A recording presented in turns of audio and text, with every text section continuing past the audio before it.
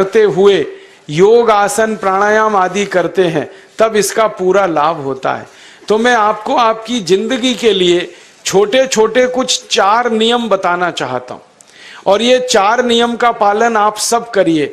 मैं आपको विनम्रता पूर्वक लेकिन विश्वास से कहता हूं कि ये 4 नियम का जो भी पालन करेगा जिंदगी में बीमारी और रोग उसको कभी आएंगे नहीं। परम पूजनीय स्वामी रामदेव जी खुद 40-45 साल से इन 4 नियमों का पालन करते हैं। आप भी अगर ये पालन करेंगे तो बहुत अच्छा होगा। मैं भी करता हूं मेरे जीवन में।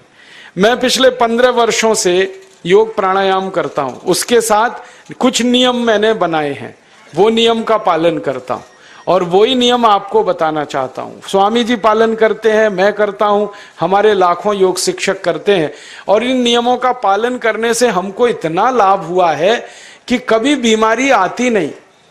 15 साल से मैंने हर बार मेरा बीपी चेक किया, नॉर्मल है, शुगर नॉर्मल है, ट्राइग्लिसराइड्स नॉर्मल है, कोलेस्ट्रॉल नॉर्मल है।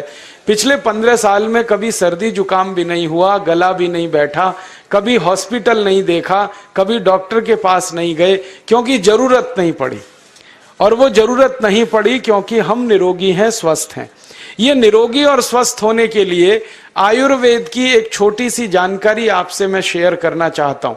आयुर्वेद में ये कहा गया है कि किसी भी व्यक्ति को निरोगी होना है, रोग मुक्त होना है, तो अपने जीवन में 3 बातों का ध्यान रखे। अपना वात, पित्त और कफ तीनों का संतुलन रखे। वो 3 तरह के दोष हैं हमारे शरीर में, वात, पित्त, कफ। आपने सुना होगा ये त्रिदोष आधारित शरीर है। जब वात बहुत बिगड़ जाता है तो 80 से ज्यादा रोग आते हैं। जब पित्त बहुत बिगड़ जाता है तो लगभग 46 से 50 रोग आते हैं और जब कफ बिगड़ जाता है तो 28 रोग आते हैं और वात, पित्त, कफ तीनों बिगड़ जाएं तो 148 रोग आते हैं। सर्दी, खांसी, जुकाम से लेकर और कैंसर तक जो आखिरी रोग माना जाता है, ये सब वात, पित्त, कफ के बिगड़ने का खेल है। तो इस देश के आयुर्वेद चिकित्सा के सबसे महान लोगों में से कुछ नाम आप जानते हैं, जैसे चरक ऋषि, जैसे सुश्रुत ऋषि। ऐसे एक ऋषि हुए बाघभट्ट। बाघभट्ट ऋषि ने एक पुस्तक लिखी है, उसका नाम है अष्टांग हृदयम, और एक पुस्तक लिखी है उसका नाम है अष्टांग संग्रहम। इन दोनों पुस्तकों में उन्होंने 7000 नियम बताए हैं। उनमें से 4 बताता हूं, अच्छे लगे तो आज से ही पालन करो और दूसरों को भी बताओ ताकि कोई भी इन नियमों का पालन करे तो बीमार ही ना पड़े। ये चारों नियम हैं वात, पित्त और कफ को संतुलित रखने के लिए। अब वात, पित्त, कफ तीनों एक साथ आपके संतुलित रहें तो उसके लिए पहला नियम है खाना खाने के तुरंत बाद पानी नहीं पीना। ये पहला नियम है। आप बोलेंगे ये तो बड़ी मुश्किल बात है, खाना खाते ही पानी पीते हैं हम तो सबके सब, और बिना पानी पिए खाना ही नहीं खाते। कई लोग तो खाने से ज्यादा पानी पीते हैं, खाना कम खाते हैं, पानी ज्यादा पीते हैं। ये खाना खाने के बाद पानी कभी भी नहीं पीना, क्योंकि महर्षि बाघभट्ट कहते हैं भोजनांते विषम वारी, माने भोजन के अंत में पानी पियो तो जहर के पीने के जैसा है। इसलिए वो कहते हैं कभी भी खाने के तुरंत बाद पानी मत पियो। अब आप मुझे पूछोगे क्यों नहीं पिए, कारण बता दो। कारण मैं बताना चाहता हूं सरल भाषा में। हम जब खाना खाते हैं ना तो पेट में सारा खाना इकट्ठा होता है। पेट में एक स्थान होता है, उसको हम कहते हैं जठर। संस्कृत में, हिंदी में जठर कहते हैं, अंग्रेजी में उसको एपिगैस्ट्रियम कहते हैं, हिंदी में कुछ लोग उसको आमाशय भी कहते हैं। ये जठर छोटा सा स्थान है। आपके पेट में नाभि है ना, उसके लेफ्ट साइड में बाईं तरफ छोटा सा स्थान है। सारा खाना आपका इसी स्थान पर आता है। जो भी आप खाते हो, रोटी, चावल, दाल, सब्जी, दूध, दही, कुछ भी खाओ, सब कुछ जठर में आता है। अब जठर में जैसे ही खाना इकट्ठा होता है तो उसमें आग जलती है और उस आग को कहते हैं जठर अग्नि, मिला के बोल देते हैं जठराग्नि। आप जैसे ही खाना खाते हो पेट में, जठर में अग्नि जलती है, वो अग्नि खाने को पचाती है और अग्नि खाने को ऐसे ही पचाती है जैसे रसोई घर की अग्नि खाने को पकाती है। आपके रसोई घर में आप अग्नि जलाओ, उसके ऊपर दूध रख दो, दूध में थोड़ा चावल डाल दो, अग्नि जब तक जलती रहेगी खीर तब तक बनती रहेगी। आप घर में अग्नि जलाओ, उसके ऊपर पानी रख दो, उसमें दाल डाल दो, दाल की पकने की क्रिया तब तक चलेगी जब तक अग्नि जलेगी। ऐसे ही पेट में होता है, जैसे ही आपने खाना खाया पेट में अग्नि जलती है, और जब तक अग्नि जलती है तो खाने के पचने की क्रिया चलती है। जैसे रसोई घर में खाना पकाते हैं वैसे ही पेट में भी खाना पकता है, इसी को हम पचने की क्रिया कहते हैं, अंग्रेजी में उसको डाइजेशन कह देते हैं। तो आपने खाना खाया, पेट में अग्नि जल गई, अब वो खाने को हजम करेगी, पचाएगी। अब मुझे एक प्रश्न का उत्तर दो आप, कि जैसे ही आपने खाना खाया पेट में अग्नि जल गई और वो खाने को पचा रही है, तुरंत आपने गट गट गट गट पानी पी लिया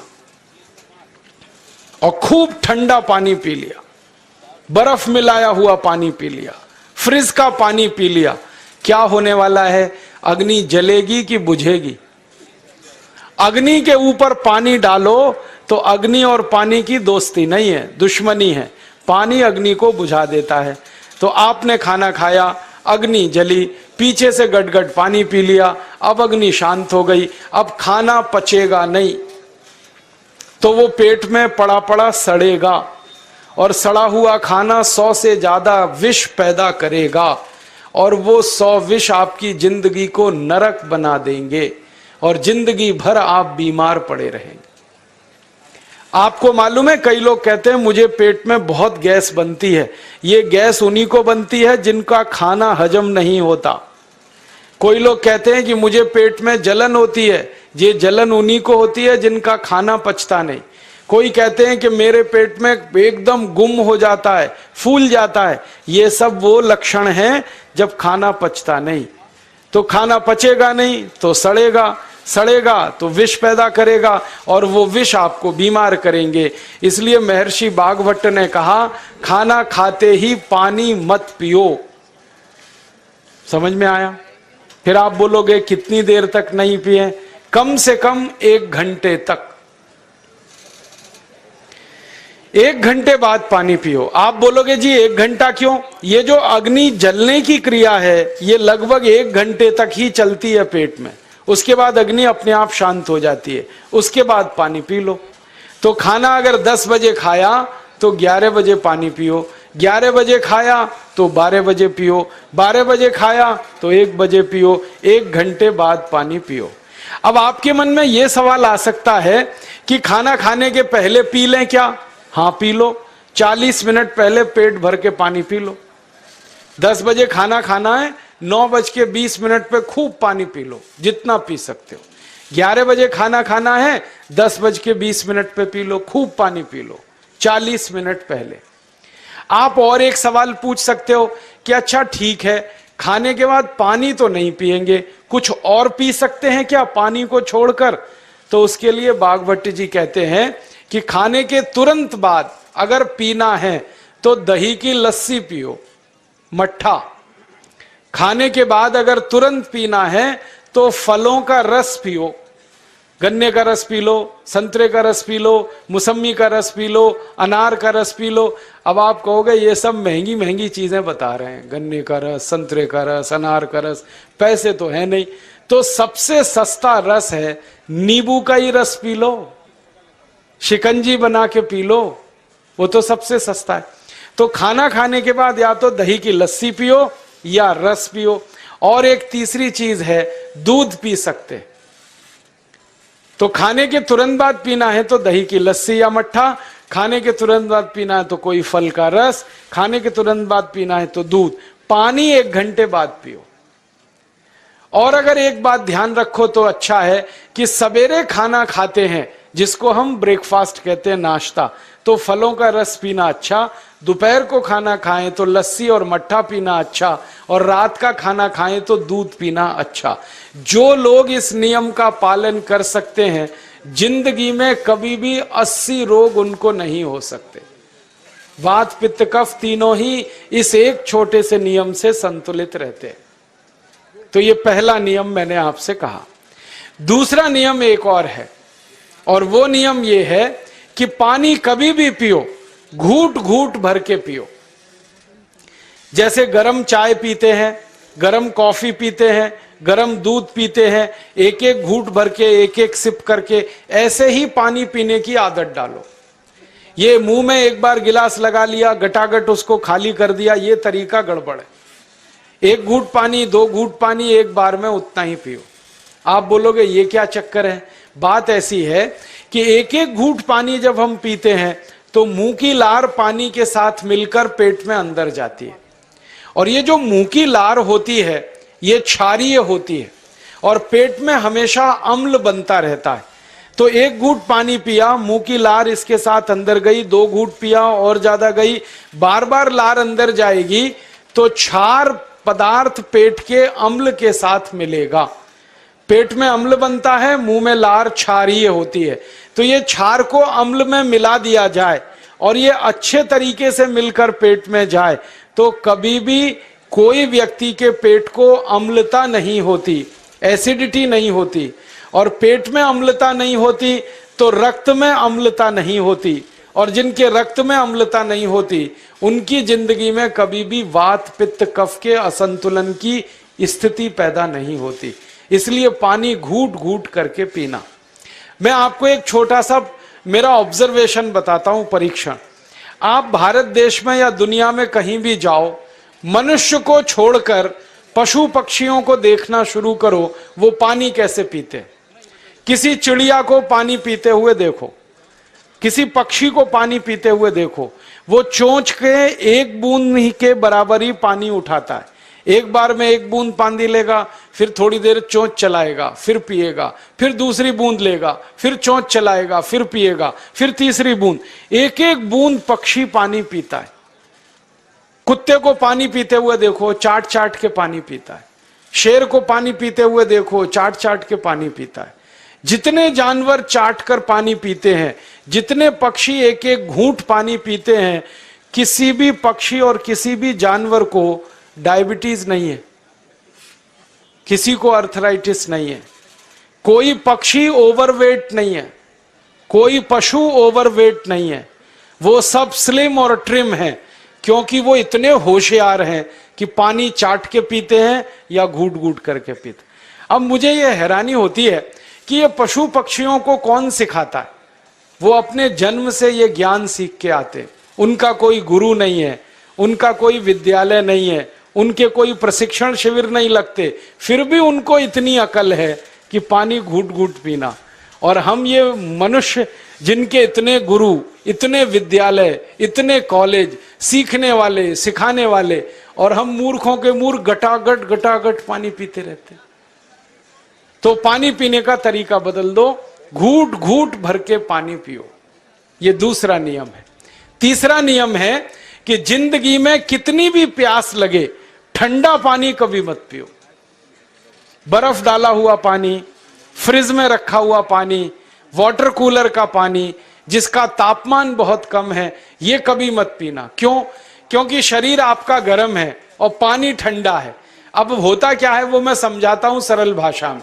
पेट तो गर्म है, अब इसमें ठंडा पानी डाल दिया आपने, तो अंदर झगड़ा होता है। और झगड़ा क्या होता है? या तो पानी पेट को ठंडा करेगा या पेट पानी को गर्म करेगा। अगर पानी ने पेट को ठंडा कर दिया तो पेट के ठंडा होते ही हृदय ठंडा होता है, हृदय के ठंडा होते ही मस्तिष्क ठंडा होता है, मस्तिष्क के ठंडा होते ही आदमी ठंडा होता है, और आदमी ठंडा होते ही राम नाम सत्य होती है। आपको मालूम है, जब शरीर ठंडा पड़ जाता है तो घर में भी नहीं रखते, निकाल के बाहर सड़क पे रख देते। जो घर आपने बनाया अपनी मेहनत से, शरीर के ठंडा पड़ते ही निकाल बाहर करते हैं उस घर में से, और फिर चिल्लाने लगते हैं, लेके जाओ, जल्दी लेके जाओ, इसको जला के आओ। माने ठंडे शरीर की इज्जत नहीं है। तो ठंडा पानी क्यों पी रहे हो भाई? बंद कर दो। कोई जानवर ठंडा पानी नहीं पीता, कोई पक्षी नहीं पीता। तो आप ये ठंडा पानी पीना बंद करो, सादा पानी पीना शुरू करो। और गर्मी के दिनों में बहुत अगर आपको तकलीफ है तो मिट्टी के घड़े का पानी पी लेना, फ्रिज का और बर्फ का नहीं पीना। ये तीसरा नियम है। और चौथा और आखिरी नियम है कि आप सवेरे ही सवेरे जब सोकर उठते हो तो सबसे पहले पानी पियो। जैसे ही आपकी आंख खुल गई तो पहले 2-3 गिलास पानी पी लो, उसके बाद आप टॉयलेट में जाओ। उठते ही पानी पियोगे तो 2 फायदे हैं। पहला फायदा यह है कि पानी पेट में जाकर बड़ी आंत को साफ करता है, और जैसे ही बड़ी आंत की सफाई होगी पेट पे दबाव पड़ेगा और आप संडास घर में जाएंगे, 2-3 मिनट में पेट आपका साफ हो जाएगा। जिनका पेट सुबह एक बार में साफ हो जाता है उनकी जिंदगी में कभी रोग नहीं आता। इसलिए सुबह सुबह उठते ही पेट साफ होना जरूरी है। और उठते ही पानी पियोगे तो मुंह की जो लार है वो पानी के साथ मिलकर अंदर जाएगी। सुबह पेट में एसिड की मात्रा ज्यादा होती है, इसलिए लार का पेट में जाना बहुत जरूरी है। इसलिए सुबह उठते ही पानी पीना बहुत जरूरी है। ये 4 नियम हैं आयुर्वेद के।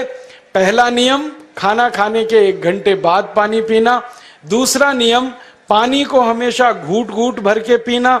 तीसरा नियम, कभी भी जिंदगी में ठंडा पानी नहीं पीना। और चौथा और आखिरी नियम, सवेरे उठते ही सबसे पहले पानी पीना। 4 नियमों का पालन जो भी अपने जीवन में कर सकता है वो वात पित्त कफ तीनों को संतुलित रख सकता है। और जिसका वात पित्त कफ संतुलित है उसके जीवन में बीमारी नहीं आती है। और जो बीमार नहीं पड़ते हैं वो स्वस्थ और तंदुरुस्त और सुखी रहते हैं। उनकी जिंदगी का खर्चा कम होता है और देश का भी बहुत सारा पैसा बचता है। आपको शायद मालूम है या नहीं, 1 साल में हम जब बीमार पड़ जाते हैं भारतवासी तो साल का करीब 6 लाख करोड़ रुपया हमारा खर्च हो जाता है उन बीमारियों का इलाज करने में। इसलिए इतना पैसा फालतू में हम खर्च करें हर साल 6 लाख करोड़, ये बहुत बड़ी रकम है। इससे बेहतर यह है कि हम बीमार ही नहीं पड़ें और स्वस्थ रहें, सुखी रहें। और ये 6 लाख करोड़ का जो खर्चा हम करते हैं बीमार पड़ने पर, अक्सर ये एलोपैथी की दवाएं खाने में खर्च होता है। और जो एलोपैथी की दवाएं हम खा रहे हैं जैसे paracetamol, Baralgan, butazone, oxyphenbutazone, aspirin, Disprin, Novalgin, ये सब ऐसी खराब दवाएं हैं जो दुनिया के देशों में 20 साल पहले बंद हो चुकी हैं, भारत में धड़ल्ले से बिक रही हैं और हमको बीमारियों से ज्यादा गंभीर बीमारियों में फंसा रही। ज्यादातर दवाएं जो आप खाते हो वो किडनी खराब कर देती हैं, लीवर खराब कर देती हैं, आंतों में घाव कर देती हैं, विकलांगता आ जाती है, पैरालिसिस हो जाता है, ब्रेन हेमरेज हो जाता है, हार्ट अटैक आ जाता है। दुनिया में लगभग इस समय 84,000 दवाएं बिकती हैं और आपको सुनकर हैरानी होगी उनमें से मात्र 117 दवाएं हैं जो काम की हैं, बाकी सब बेकार की दवाएं हैं। उन बेकार की दवाओं को खाकर हम 6 लाख करोड़ खर्च करते हैं। ये बहुत दुख और अफसोस की बात है। और ये 6 लाख करोड़ का खर्चा समाज के वो लोग करते हैं जिनको जिंदगी में हर समय अपना आर्थिक स्थिति को देख के चलना पड़ता है, जिनकी आमदनी बहुत नहीं है, जिनके घर में आमदनी के बहुत ज्यादा साधन नहीं है, उनको ये पैसा खर्च करना पड़ता है। तो कई बार क्या होता है, किसी का घर बिक जाता है, किसी का खेत बिक जाता है, किसी के घर के गहने गिरवी रख जाते हैं, किसी को कर्ज लेना पड़ जाता है, किसी को कर्ज लेकर दोबारा कर्ज लेना पड़ जाता है। मैंने इस हिंदुस्तान में पिछले 15 साल के प्रवास में देखा कि गांव-गांव के गरीब किसान कर्ज ले लेकर ये महंगी दवाएं खाकर इलाज करते हैं, डॉक्टरों को पैसा देते हैं, दवा कंपनियों को देते हैं, और वो पैसा फिर इस देश में से दूसरे देश में चला जाता है, क्योंकि अक्सर ये दवाएं बनाने वाली कंपनियां विदेशी होती हैं। तो हम 6 लाख करोड़ खर्च करें अपने खून पसीने की कमाई का, उससे अच्छा ये है बीमार ही ना पड़ें, दवा खाने की जरूरत ही ना पड़े, तो हम सुखी रहें, स्वस्थ रहें। तो योग प्राणायाम करें, 4 नियमों का जीवन में पालन करें, बहुत आसान है आपके लिए। और अब एक छोटी सी एक बात और आप, उम्मीद है दोस्तों आपको हमारी ये वीडियो फायदेमंद लगी होगी। दोस्तों अगर आपको हमारी ये वीडियो फायदेमंद लगे तो आप अपने दोस्तों से जरूर शेयर करिएगा। लाइक एंड कमेंट करके इस वीडियो के बारे में आप अपनी एंजॉय भी जरूर करें। और हाँ दोस्तों, हमारे यूट्यूब चैनल को सब्सक्राइब करना ना भूलें। Thanks for watching.